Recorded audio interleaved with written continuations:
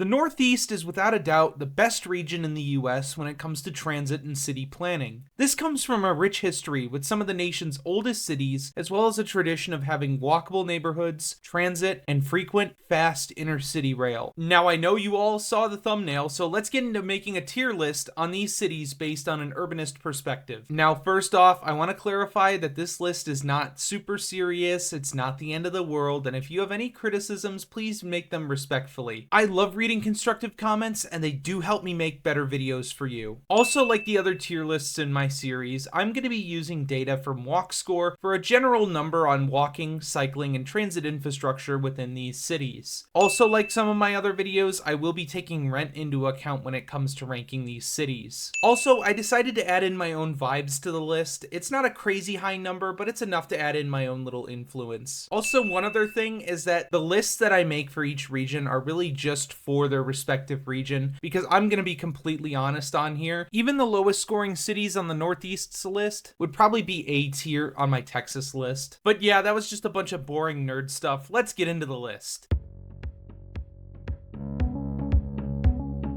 I spent a few nights in Newark last year, and personally, I think it gets a lot of undeserved flack. The city has some of the best transit connections in the entire country for a city of its size. Newark Penn not only serves multiple NJT regional rail lines and Amtrak service, but also multiple local and intercity bus lines, the Port Authority Trans-Hudson, or PATH for short, which is a metro that connects Newark, Jersey City, and New York City, and the station also serves the Newark Light Rail. Now, the pedestrian spaces in the city actually have some pretty strong contrasts. Some portions of the city have these massive highways and wide stroads that intersect it between parking lots that you can tell in a lot of cases were demolished buildings from urban renewal projects. But there are a lot of other parts in the city where the old neighborhoods did survive, and you still get a lot of that mixed-use walkable urbanism that exists in the region. Downtown is probably the heaviest contrast of this, with both these walkable neighborhoods right outside of the downtown, and then downtown having massive stroads, but also having these very wide sidewalks that come with them. And while this pedestrian infrastructure is kind of a mixed bag, it's generally on the better side compared to a lot of other US cities. The city's weakest link, though, has to be its cycling infrastructure. It is not very good. There is not a lot of protected bike lanes in the city. Most are just painted bike gutters, or at best you're going to be riding on the sidewalk. But it's not the end of the world, and hey, at least Newark has some very reasonable rent with its close proximity to New York City, and overall, it's a very vibrant city with plenty of people who enjoy the public spaces of the city. It's fast-paced like a lot of the other cities around it, but generally not as crowded. Overall, Newark falls into the B tier.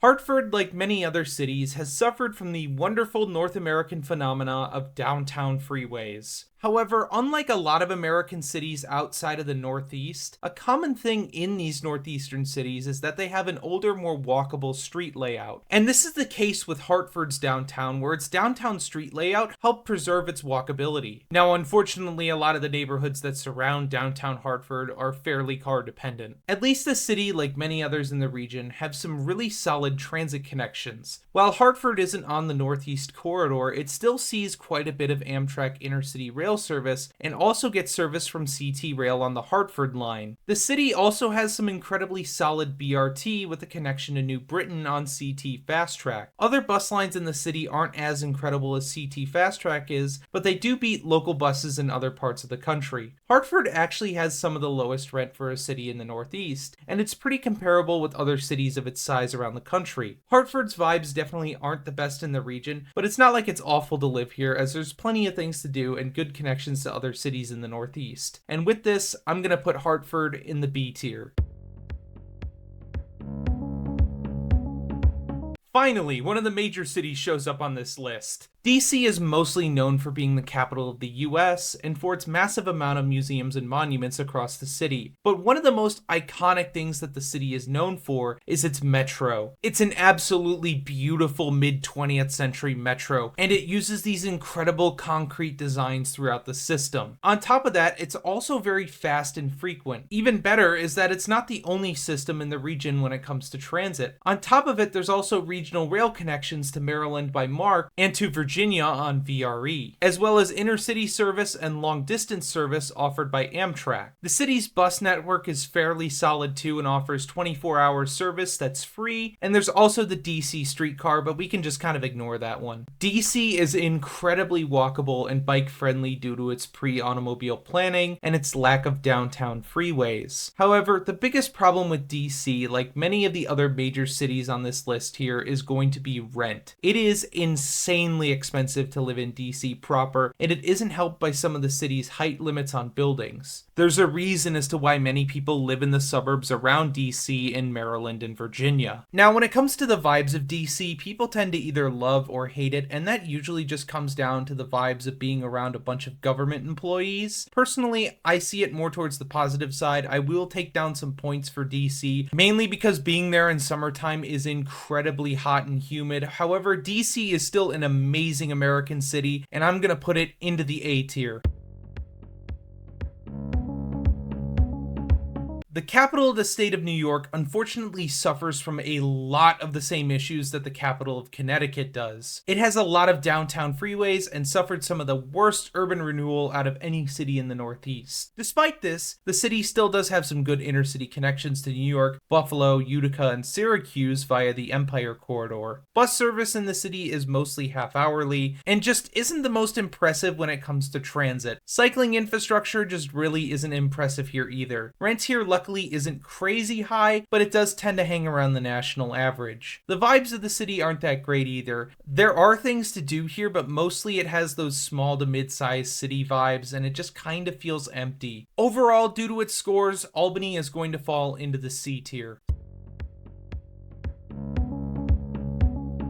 Sometimes referred to as the sixth borough of New York City, Jersey City has done a lot better than a lot of the other smaller cities across a river from a bigger city. Jersey City has done a great job building housing as well as making the city more walkable and bikeable by making both slow streets and car-free streets. On top of doing this, the city has amazing transit connections both from PATH with connections to both Newark and New York City, and the Hudson Bergen Light Rail, which has done an excellent job being a north-south connection for the cities across the Hudson from New York City. Jersey City is also a great city when it comes to its vibes, with plenty of incredible parks, restaurants, and businesses that function as third places. Now, it's not super cheap to live in Jersey City, but it does have much more affordable rent than its big neighbor across the Hudson. It's without a doubt one of the best transit cities in the country, and I'm gonna put it in the A tier.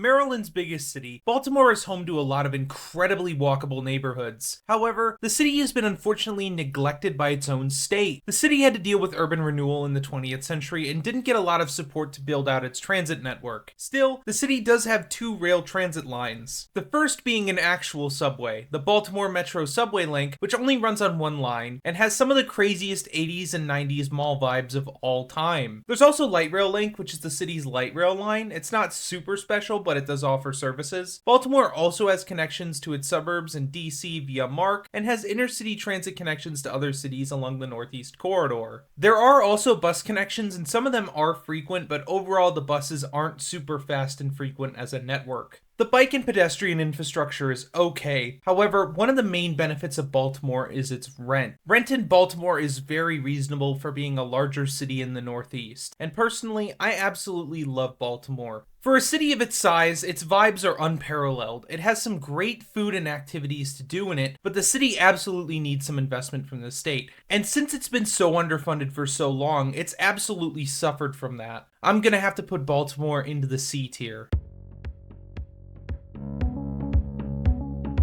The city of brotherly love, Philadelphia often comes up as a city with good planning, decent transit, and affordable rents. But is that true? Honestly, I'd have to agree with those who speak highly of Philadelphia. Although SEPTA does have its problems, it does provide solid services with both of its subway lines, the Market Frankford line and the Broad Street line. The regional rail that SEPTA provides is fully electrified and great for getting around the metro area. The buses really aren't the best though, and they are pretty slow. However, the city does have the trolleys, which are surprisingly extremely fast and reliable. The city is also full of walkable neighborhoods that are well known for their narrow streets and beautiful row homes. Now, while the city doesn't have a ton of dedicated cycling infrastructure, a lot of those narrow streets are still very comfortable to cycle on. The vibes of Philly are great. There's a ton to do and a lot to see in the city. You'll never be bored. It's very exciting, great transit, and for that, I think it belongs in the A tier.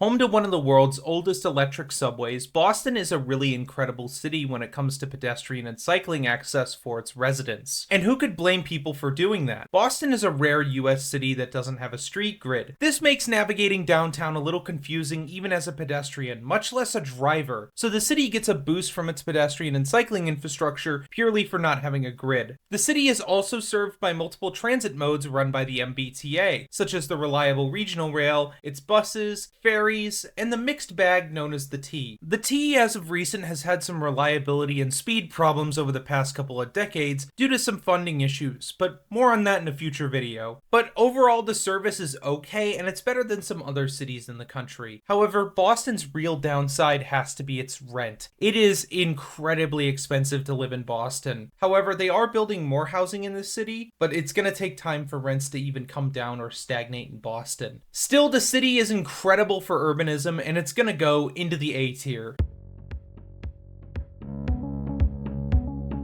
Buffalo is in a weird gray zone when it comes to regions. It's much like Pittsburgh, where it's right between the Midwest and the Northeast. But I think it falls more towards the northeastern side of the spectrum, so let's look at it. Buffalo is a city that suffered a lot from car dependency and had a good chunk of the city removed for highways. The city did end up building some light rail, and there is possible plans to expand it. The city also receives transit services from the western end of the Empire Service, and also has train service to Toronto via the Maple Leaf. Buses in Buffalo are unfortunately, like a lot of other American cities, pretty unfrequent and lackluster, and the city also lacks a lot of good pedestrian spaces or cycling infrastructure. Still, the city is making strides to improve, and even though it definitely is not perfect, the rent there is much more affordable than most northeastern cities, and that's going to save it from falling lower in the list. So it's going to go into the B tier. Rhode Island's main city, Providence definitely punches above its weight for mid-sized cities. Situated right on the Northeast Corridor, it has frequent intercity services to cities south on the corridor, but also has more frequent service to its northern neighbor up in Boston on the MBTA's regional rail. But the main thing that increases Providence's ranking is its walkability. With plenty of pedestrian and cycling infrastructure in the city, it's easy to get around it by foot or by bike. The city also did some freeway removal in the past, removing a highway bridge and replacing it with a pedestrian bridge, which is incredible. Rent in Providence is pretty high for a city of its size, but with the easy connection to Boston, it's definitely worth looking into if you want to live near Boston. And with the scores, I'm gonna put it in the B tier. But do you know what will probably also fall into the B tier? Some of the extra cities in the Northeast that I cover on my patrons only version of this video. Not only will you be able to get extra content from my Patreon, but you'll also be able to get your name in the credits, early access, and more. If you want to join and help support the channel, the link is down below. But let's check out the final city on this list. Honestly, what can I even say about New York City that its residents haven't already shown? It has, without a doubt, the most comprehensive transit network out of any city in the US. It is loaded with some of America's most walkable neighborhoods. It is actively promoting cycling, building new transit, and promoting more walkable streets within the city. And while you'll find some areas with lower transit access in parts of Staten Island or Queens, New York City still beats out every other city on this list, even though it has the highest rent in the country. And for that, New York City is going to top out the list with an S tier rating. Here's a final recap of the list. Do you live in any of these cities? Have you visited them? Let me know in the comments below what I got right or wrong. And if you enjoyed this video, be sure to like, comment, and subscribe. Here's a thank you to everybody who helped me make this video. And here's a very special thank you to all of my patrons. Especially Tony Stunts, who's in my Metro tier, and CC Marv MD, who's in my Trolleybus tier. Want to support the channel and get a whole bunch of benefits like extra content, early access to content, and your name in the credits? And check out my Patreon, link down below. Also, while you're down there, be sure to check out my social medias. I post updates about videos and extra content on there. Thank you all so much for watching, guys. I know it's been a minute since I've made a city tier list, and I'm glad that you enjoy the videos. Thank you so much for watching, and as always, I'll see y'all on the next one.